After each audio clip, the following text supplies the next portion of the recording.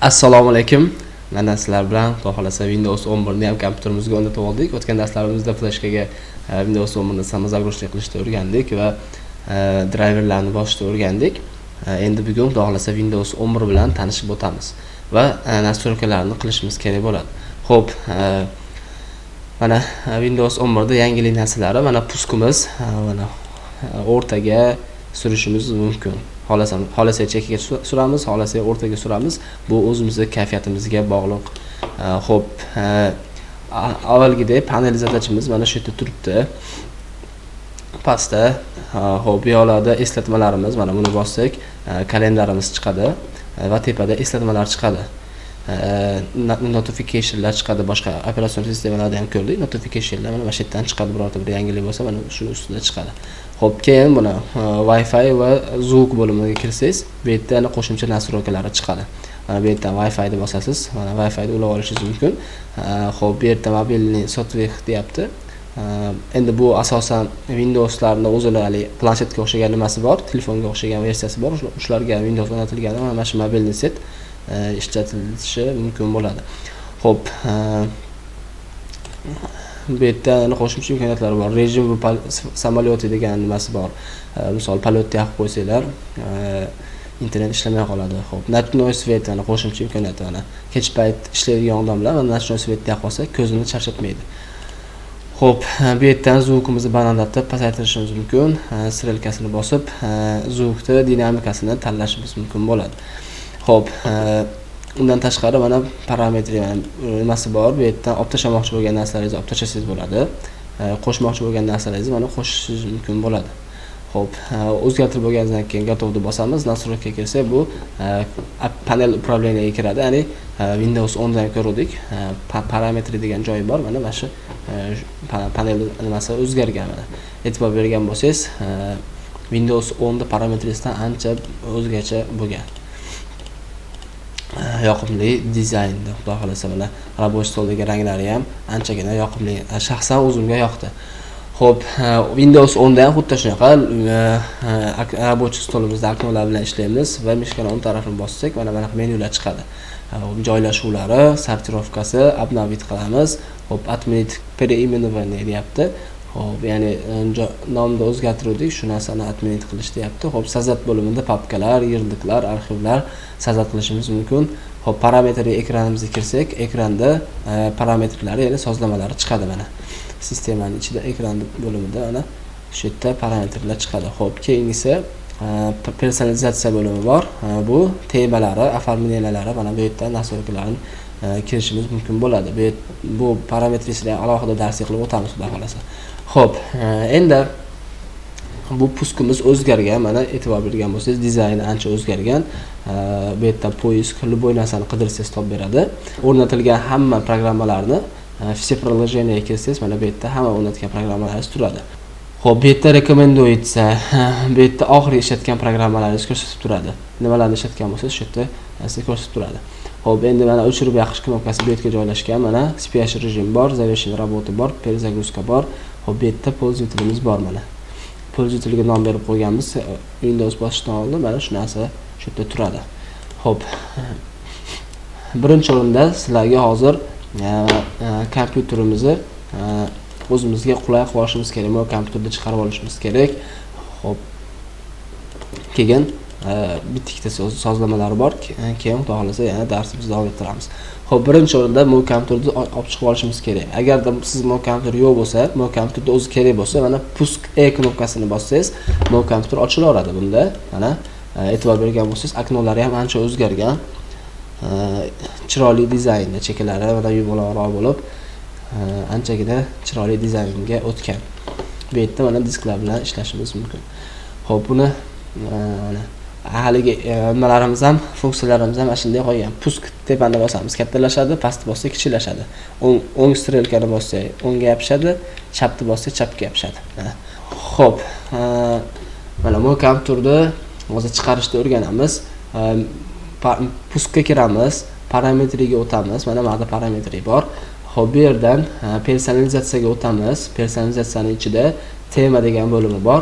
Temaga kiramizda bu yerdan parametri значок рабочего стола degan joyi bor. rабочий stoldagi значокlarda nastroykasini kiramiz. Bu yerda mana o'zimizga kerakli hop nimalarni chiqarib qo'yishimiz mumkin. Xuddi Windows 10 da qanday qilgan bo'lsa shunaqa. Hop, OK deb bossak, mana bizda chiqdi. Nimalarimiz chiqdi mana. Kerakli narsalarimiz chiqdi. Endi menga shaxsan kerak bo'lmagan joylari bor. Misol uchun fayl pользователь deyapti. Pользователь fayli menga kerak emas, set kerak emas, panelda upravlение ham kerak emas. OK. Bosamiz mana. Korзина bilan edit kompyuterda o'zi menga yetadi. Atak menga edit kompyuterda o'zi ham kerak emas o'zi aslida, chunki men asosan pusk knopkasidan foydalanib mo kompyuterda ochaman.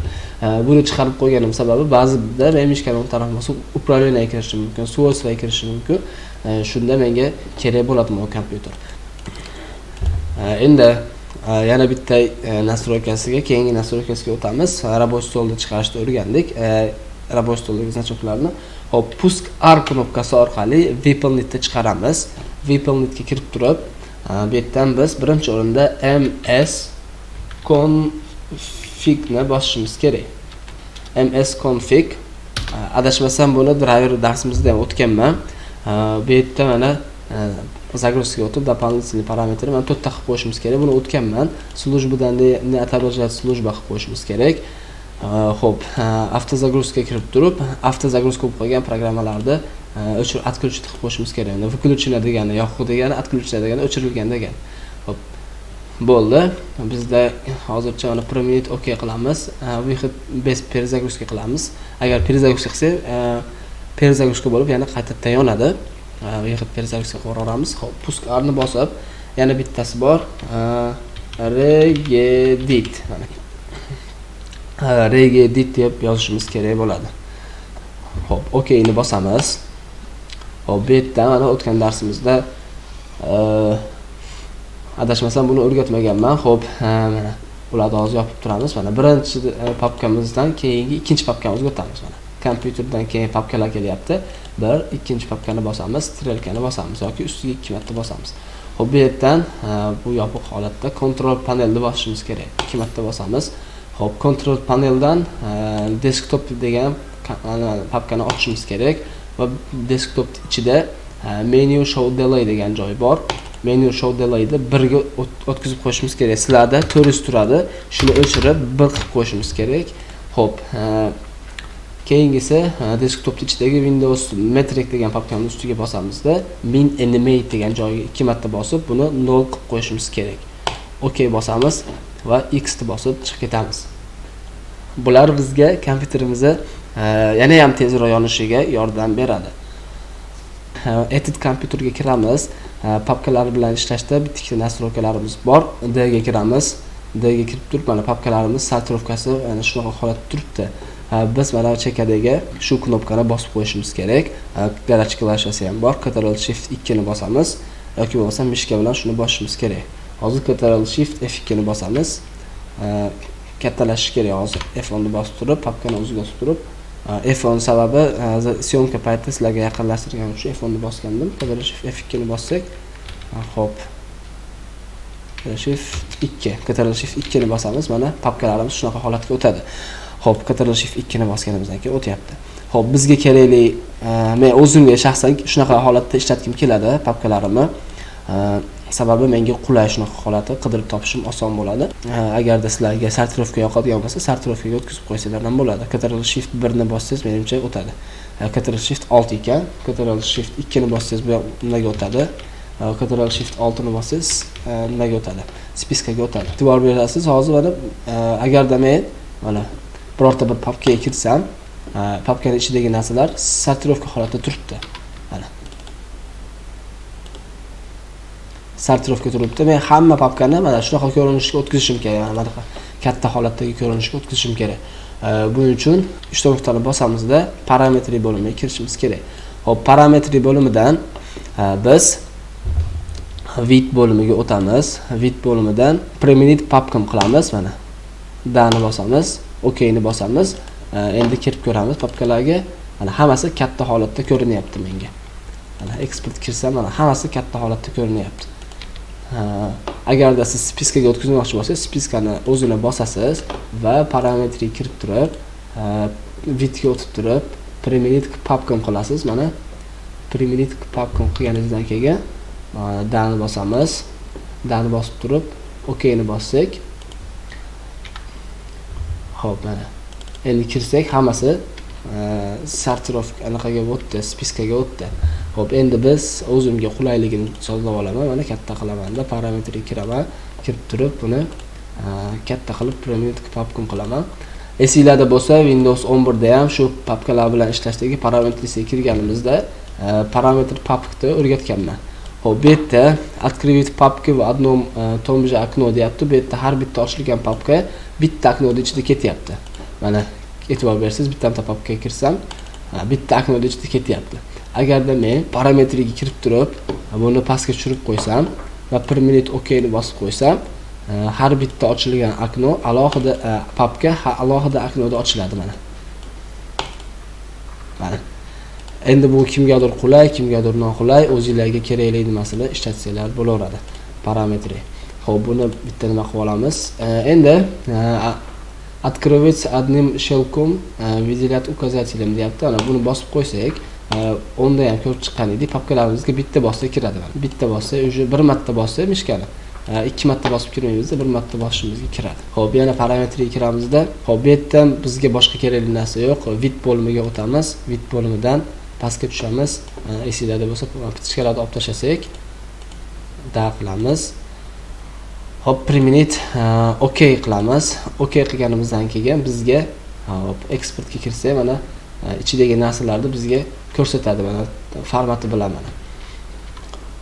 Yaqinlashtirdik, mana JPG formati bilan ko'rsatadi bizga. Agarda biz parametrga kirib turib, vid bo'limiga o'tib turib, pastga tushib turib, agarda biz bularni yoqib qo'ysak, preminit OK qilsak, mana bizga уже ko'rsatmayapti JPG formatini. Hozirgi format nastroykani qilib qo'ysak, mana parametrga kirib turib, bit bo'limiga tushib, bularni o'chirib qo'ysak, dani bosib, OK. Hop, endi mana ko'rsatyapti. Har bitta formatni ko'rsatadi. Misol, videoingiz MP3 format bo'lsa, zvukingiz MP3 format bo'lsa, mana shuni formatini ko'rsatadi sizga. Yana nima bor parametrning ichida? Xo'p, adashmasam, yana bitta narsasi qolib ketdi. Mana ne показывает скрыть fayl deyapti. Mana agarda shuni показывать qilib qo'ysak, berkitilgan fayllarimiz ham ko'rinadi. Hozir mana o'ziga qaytamiz. Mana skrit bo'lgan papkalar ko'rinyapti. Xo'p, shu ham ba'zida kerak bo'ladi. Xo'p, yana kiramiz parametriga, vidga o'tib, ularni o'chirib qo'yamiz. Ne показывать qilib qo'yamiz, chunki hozir bizga kerak emas. Yana nastroykalardan menimcha xudo xolasa qolmadi. Bo'ldi, bugungi nastroyka darsimiz hozircha tugadi. Keyingi darslarda oknolar bilan ishlash, papkalar bilan ishlash larda o'tamiz. Undan keyingilarda xudo xolasa parametrlarni tanishib chiqamiz. Panel upravleniyalarni tanishib o'tamiz. Keyin xudo xolasa Windows 11 dagi programmalarni ham o'rnatishni ko'rib chiqamiz xudo xolasa. Keyingi darsda ko'rishguncha xayr, salomat bo'linglar.